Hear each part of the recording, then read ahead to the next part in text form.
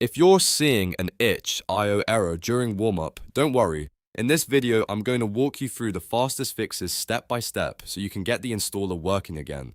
This issue is often caused by antivirus software, firewall restrictions, or permission problems on your PC, and the good news is that it's usually easy to solve. If this tutorial helps, make sure to hit like and subscribe for more quick software fixes and guides. First, we're going to check your antivirus and firewall. Sometimes security software can block the itch.io app from downloading files properly during the warm-up stage. Temporarily disable your antivirus or firewall, then try launching the installer again. If it starts working, that confirms the security software was the issue. Just remember to turn your antivirus or firewall back on right after testing so your system stays protected. If you still get the same error, the next step is to run the installer as administrator. Find the itch.io setup file, right-click it, and choose Run as Administrator. This gives the installer the permissions it needs to modify system files and complete the warm-up process correctly. On some computers, a simple permission issue is all that's causing the error. If that does not fix it, the third thing to try is a direct download.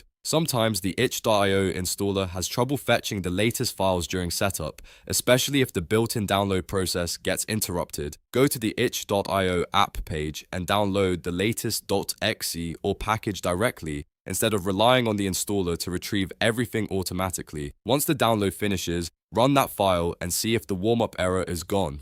In many cases, one of these three steps is enough to get everything working again. To recap, first disable your antivirus or firewall temporarily, then run the installer as administrator, and finally try downloading the latest installer or package directly from the itch.io app page. If the issue still continues after that, it may be worth restarting your computer and trying again with a fresh download, because a clean restart can clear temporary conflicts. I hope this video helped you fix the itch.io warm-up error quickly and get back to using the app. If it did, please give this video a like, subscribe for more helpful tutorials, and I'll see you in the next one.